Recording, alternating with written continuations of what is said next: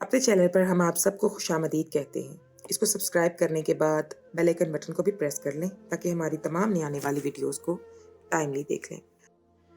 कभी कभी हमारी नेकी हमारे गले पड़ जाया करती है। एहसासों हमदर्दी से लबरेज हमारे दिल दूसरों के दर्द को बहुत जल्द महसूस कर लेते हैं, लेकिन बाज दफ़ा हमारी ये आंखें धोखा खा जाती हैं। ऐसा धोखा जिससे हुआ नुकसान हमारी उम्र भर की रुसवाई का सबब बन जाता है। मैं भी ज़माने भर में रुसवा हो चुकी थी। मैं बड़ी सी चादर ओढ़े बाजार के रश में से निकलती मेडिकल स्टोर की तरफ बढ़ रही थी। मैंने अपना चेहरा चादर में अच्छी तरह से छुपाया हुआ था। मैं जवान और खूबसूरत थी, मगर मजबूरी की वजह से मुझे घर से बाहर कदम रखना पड़ा था। लोगों के दरमियान अकेले चलते हुए मुझे हर वक्त खौफ सताता था कि कोई मेरी खूबसूरती की तरफ मतवज्जो ना हो और मेरा अकेले बाजारों में आना जाना किसी को खटक ना जाए, वरना मैं किस मुश्किल में पड़ जाती मुझे अच्छे से अंदाजा था। ना मुझे पुलिस पर एतबार रहा था, ना ही अब लोगों से हमदर्द रवैयों से धोखा खाती थी मैं, क्योंकि मेरे घराने में एक बार इतना बड़ा धोखा खाया था कि अब मुझे लगता था बाजार में नजर आता हर चेहरा बनावटी था और हर ताल्लुक एक धोखा था।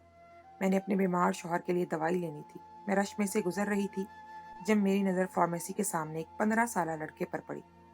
वो लड़का सुर्फो सफेद रंगत का मालिक था, बेबसी से सर झुकाए मेरी मतवज्जो खींच रहा था। मैंने अफसोस से उसे देखती हुई उसके पास गई और चंद रुपए उसको दिए। मुझे लगा वो भीख मांगकर गुजारा करता है, मगर मेरे पैसे उसने फौरन मुझे वापस किए और पश्तो लहजे में बोला कि मुझे पैसे नहीं चाहिए। मैं मजदूरी करना चाहता हूँ, कोई काम है तो दे दो। मैं कमा कर खाना चाहता हूँ, मैं भिखारी नहीं हूँ। मैं उसके अल्फाज पर चौंक गई। उसके लहजे से मुझे अंदाजा हुआ कि वो पठान है। मुझे उसकी खुददारी बहुत अच्छी लगी थी। मैंने उसे मशवरा दिया कि वो जवान है, जाकर मजदूरी करे और कमाए। इस तरह यहाँ पर बैठे रहने से तो उसे कोई भी भिखारी ही समझेगा। मेरे मशवरे पर वो अफसरदगी से बोला कि मैं माजूर हूँ, इसलिए मजदूरी नहीं कर सकता। वो मेरे सामने खड़ा हो गया और चंद कदम चलकर लड़खड़ा गया। उसकी एक टांग नकारा थी। मैं ये देखकर साकत रह गई थी। मैंने फौरन पैसे वापस रखे और उससे कहा कि मेरे लिए काम करोगे तो पनाह भी दूंगी और उजरत भी दूंगी। मैंने उसी वक्त फैसला किया था कि इस लड़के से बाहर के काम करवाऊंगी ताकि मुझे यूं बाजारों में मर्दों के दरमियान धक्के ना खाने पड़े। मैं इस वक्त ये भूल गई थी कि ये लड़का भी जवान था और मेरे शौहर और घर वालों ने हमेशा मुझे ताकीद की थी कि गैर मर्दों पर एतबार किसी भी सूरत ना करना। मगर मेरी हमदर्द तबीयत ने मुझे उकसाया कि मैं इस लड़के की मदद करूं। वो मेरी बात पर खुश हो गया। मैंने जल्दी से दवाई ली और इस पठान लड़के को लेकर घर चली गई। मेरे शौहर ने इस लड़के को देखा तो वो भी मेरी इस हरकत पर हैरान रह गए। मैंने शौहर को इस लड़के के बारे में बताया कि वो पठान लड़का माजूर है और ज़रूरतमंद है, इसलिए मैं उसे काम पर रख लिया है। मेरे शौहर इस लड़के के सामने तो खामोश हो गए, मगर अकेले में मुझे नाराजगी से कहा कि तुम एक जवान लड़के को घर ले आई हो, वो बच्चा नहीं है। पठानों के बारे में मेरे शौहर ने न जाने कैसी कैसी कहानियां सुन रखी थी। मेरे शौहर ने दरख्वास्त की कि मुझे अब बाहर के काम के लिए इस लड़के की मदद चाहिए थी। मेरी जिद पर मेरे शौहर खामोश हो गए। हमारे घर की मजबूरी थी। मेरे शौहर जवान थे, मगर इनको दिल का मर्ज था और इनकी हालत ऐसी थी कि किसी भी वक्त दिल की तकलीफ हो जाती थी। अपनी इस हालत की वजह से मेरे शौहर ऑनलाइन काम करते थे। वो हर वक्त घर पर रहते थे और दवाओं का इस्तेमाल बाकायदगी से करते थे। मजबूरन सौदा सल्फ के लिए मुझे ही बाजार जाना पड़ता था। मैं अब घर से बाहर निकलने से घबराने लगी थी। वो पठान लड़का माजूर था, मगर उसने मुझे यकीन दिलाया कि वो बाजार का हर काम शौक से करेगा और मुझे कोई परेशानी नहीं होने देगा। मैं मुतमईन थी, क्योंकि मुझे वो लड़का बहुत शरीफ लग रहा था। मैंने अपने शौहर की किसी बात पर ध्यान नहीं दिया था। मेरे शौहर ने मुझे मेरे हाल पर छोड़ दिया और खुद कमरे में बंद रहने लगे। मैं घर में सारा काम करती थी और वो लड़का बैठकर मुझे देखता रहता था। कभी कभी मुझे उसका ये टिक देखना नागवार गुजरता था। मैंने घर में भी चादर लेना शुरू कर दिया था। मैं एहतियात करती थी ताकि वो लड़का मेरी तरफ मतवज्जो ना हो। मुझे अंदाजा था कि वो मैं बहुत खूबसूरत हूँ और मेरी उम्र भी बमुश्किल 21 बरस थी। मैं कोई बड़ी उम्र की औरत नहीं थी। अपने शौहर के बार बार समझाने पर मुझे भी एहसास हो चुका था कि मैंने लड़के को घर के अंदर लाकर ठीक नहीं किया था, मगर मुझे इस वक्त सिर्फ बाहर की दुनिया से जान छुड़ानी थी। इस लड़के ने वाकई मेरा बहुत हाथ बटाया था। वो बाजार से सौदा लाकर देने के अलावा घर के छोटे मोटे काम भी कर देता था। मैंने बैरूनी दरवाजे के करीब बने कमरे में एक इस लड़के को रहने की जगह दे दी। बाकी घर का बंद पोर्शन था जो बैरूनी से दरवाजे से कुछ दूर था। हमारे घर का सहन बहुत खुला था और एक तरफ पौधे लगे हुए थे। मेरे शौहर की जब तबीयत खराब हो रहती थी, मसरूफियत और थकन की वजह से हम दोनों ने पौधों का ख्याल रखना छोड़ दिया था। वो लड़का सारा दिन इन पौधों के साथ लगा रहता था। मुझे वो लड़का देखने में बहुत बेजरा लगता था।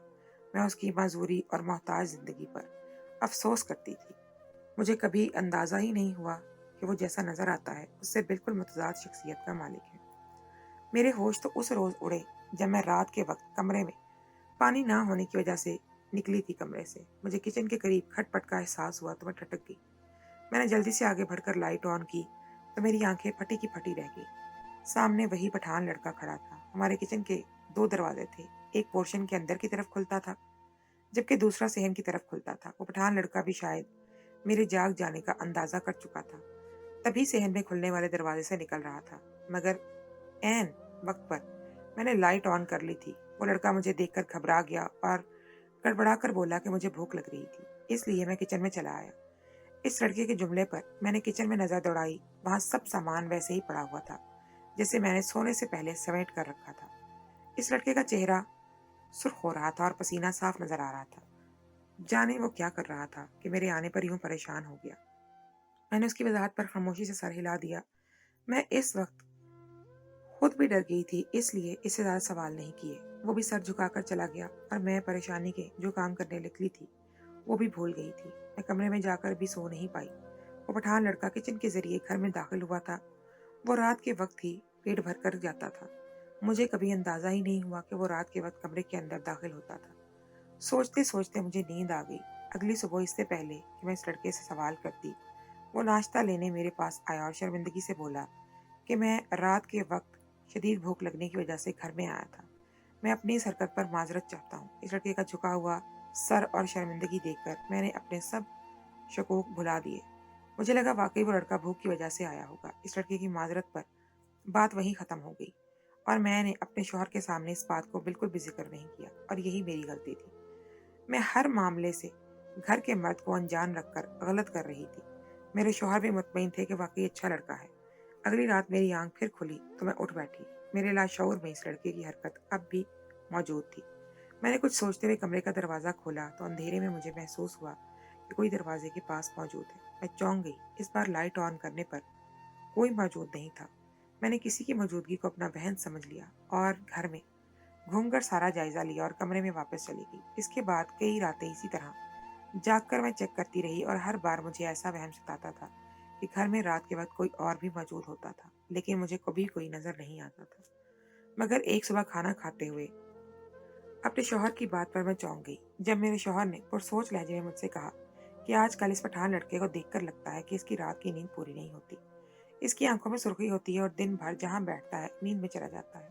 मैंने अपने शौहर से कहा कि काम नहीं होता, खास इसलिए बेजार रहता है। फारिग इंसान को वैसे भी नींद आती रहती है। मेरे शौहर ने मेरी बात पर इत्तेफाक किया और उठकर कमरे में चले गए। मगर मैं खुद सोच में गुम हो गई। वो लड़का शुरू दिन से तो बिल्कुल ठीक रहा था, मगर अब वो अजीबोगरीब हरकतें करने लगा था।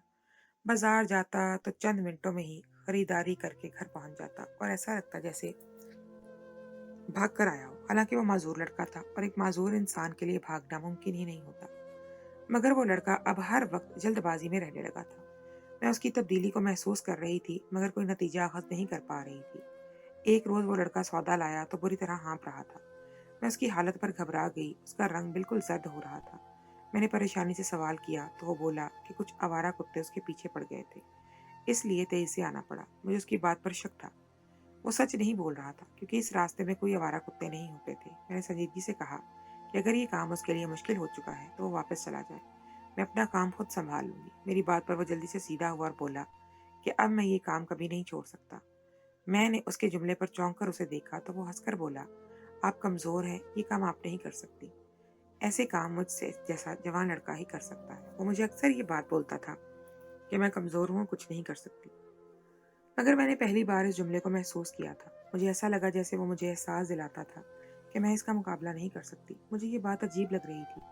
यकदम मुझे लगने लगा रातों को जो वहम मुझे सताता था वो भी हकीकत थी और शायद वही पठान लड़का रात के वक्त अंदर आ जाता था। मगर बगैर सबूत के मैं इस लड़के को इल्जाम नहीं दे सकती थी। इसी कश्मकश में मैं एक रात जाग कर कमरे से निकली तो सामने ही हॉल में मुझे वो पठान लड़का नजर आया। इस रात पूरे चांद जोबन पर था, इसलिए कि खुली खिड़की से रोशनी अंदर तक आ रही थी। चांद की रोशनी में इस पठान लड़के की जो हरकत करते हुए मैंने देखा था, वो मुझे हैरत में साकत कर गई थी। मैं फटी फटी आंखों से इस पठान लड़के को देख रही थी। इसी वक्त इस पठान लड़के ने भी शायद मेरी मौजूदगी को महसूस कर लिया था। वो चौंक कर हमारे कमरे के दरवाजे की जानिब देखने लगा। मैं अंधेरे में दीवार के करीब खड़ी थी। इस लड़के की मतवज्जो होने पर मैं घबरा गई और जब उसने रुख फेरा तो मैं कमरे में दाखिल हुई और दरवाजा अच्छे से बंद कर लिया। मेरा दिल बुरी तरह से धड़क रहा था। मैं मुश्किल अपने पैरों पर चलकर बिस्तर तक पहुंची थी। मैं सर पकड़े अपने शौहर को देख रही थी। मैं अपने शौहर की कमजोरी इस पठान लड़के से वाज़ेह कर चुकी थी और खुद उसे घर में लेकर आई थी। अब जो हरकत मैं देख चुकी थी, मेरे लिए सुकून से सोना भी मुश्किल हो गया। अब मुझे अपने शौहर की बात समझ आ रही थी। वो लड़का भी बहुत बार मुझे एहसास दिला चुका था कि वो अब हमारे घर से जाने वाला नहीं। मुझे खौफ था कि कोई नुकसान हुआ तो मेरे शौहर मुझे ही इल्ज़ाम देते। मैं इस पठान लड़के से डर गई थी, मगर मेरे शौहर को बताने की हिम्मत नहीं थी मुझे। मैं गलती पर गलती कर रही थी। मुझे अपने शौहर को बता देना चाहिए था। मुझे खबर नहीं थी इस बात का मुझे कितना पछतावा रहने वाला था। मैं कई दिन तक खौफ का शिकार ही रही, गायब दिमागी से काम करती रही। मेरा रवैया इस लड़के से बदलने लगा। मैं चाहती थी कि वो मेरी बेरुखी से बददिल होकर हमारे घर से चला जाए, मगर वो बददिल होने की बजाय मेरे आगे पीछे घूमने लगा। मैं किचन में काम कर रही होती तो वो वहीं चला आता और बहाने बहाने मेरे करीब रहता। उसे जाने का कहती तो वो कभी बर्तन धोने लग जाता तो कभी साफ सफाई करने लग जाता। वो आहिस्ता आहिस्ता घर के हर मामले में घुसने लगा और मेरा गुस्सा करने पर भी परवाह नहीं करता था। मेरे शौहर ने जब इस लड़के के हर काम में दखल अंदाजी महसूस की तो उनसे नाराज होने लगे और एक रोज मुझे डांटते हुए कहा कि तुम इस लड़के के साथ फ्री होने लगी हो। इससे हमारा ऐसा कोई रिश्ता नहीं है कि वो हमारे घर के अंदर घुसा रहे। मैं घबरा गई और अपने शौहर से कहा कि इस लड़के से कह दे वो बाहर वाले कमरे तक महदूद रहा करे। मैं चाहती थी कि मेरे शौहर के कहने पर वो लड़का एक तरफ हो जाए, क्योंकि मेरी बात का वो असर नहीं लेता था। मेरी तवक्को के मुताबिक मेरे शौहर ने जब उसे समझाया तो वो बाहर वाले कमरे में ही रहने लगा। मैं मुतमईन हो गई। मुझे लगा वो लड़का समझ गया है और अब कोई मसला नहीं होगा। मगर रात होते ही वो लड़का अंदर आ जाता। मैंने 2-3 मरतबा रातों को उसे घर के अंदर वाले पोर्शन में देखा। तो मैंने एक रोज दिन के वक्त बहाने से इस लड़के को सुनाते हुए कहा कि रातों को मेरे शौहर को वहम होने लगा है जैसे हमारे घर में पास कोई होता है, शायद कोई चोर होगा। मगर किसी रात मेरे शौहर ने उसे पकड़ लिया तो उसकी खैर नहीं। मुझे लगा मैं इस लड़के को इस बात से डरा सकूंगी, मगर उसके अल्फाज ने मेरे रोंगटे खड़े कर दिए। वो मुझसे बोला कि आपके शौहर तो रात को दवा लेकर सो जाते हैं और इस दवा की वजह से वो जागते भी नहीं। इस लड़के की बात ने मुझे सहमा दिया था।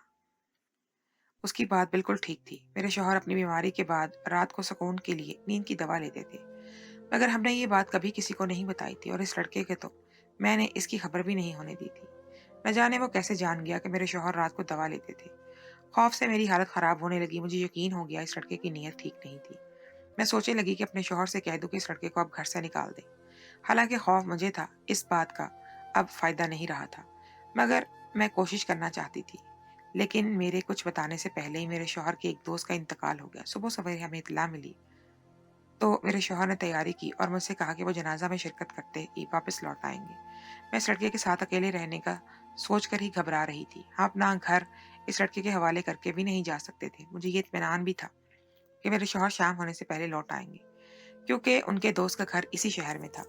मेरे शौहर घर से निकले तो मैंने बहाने से अपनी एक दोस्त को अपने घर बुला लिया। वो पठान लड़का मेरी दोस्त के आने पर अपने कमरे में जाकर बंद हो गया। मैं सारा दिन सुकून से काम करती रही, मगर जब दिन ढला तो मेरी दोस्त उठी और मुझसे माजरत करने लगी कि वो अब जाना चाहती है। उसके शौहर ने उसे रात तक यहाँ रुकने की इजाज़त नहीं दी और उसे अपने घर में बहुत काम थे। मैंने भी उसे जाने दिया, क्योंकि मेरे अंदाजे के मुताबिक मेरे शौहर घर आने वाले थे। वो औरत चली गई और शाम से रात हो गई, मगर मेरे शौहर घर वापस नहीं आए। मैं बुरी तरह परेशान हो गई और बार बार अपने शौहर को कॉल मिलाने लगी। वो पठान लड़का भी मुझसे सवाल करने लगा, मेरे शौहर कब घर आएंगे। मैंने उसे डपट कर अपने कमरे में जाने का कहा, मगर वो डट कर खड़ा रहा।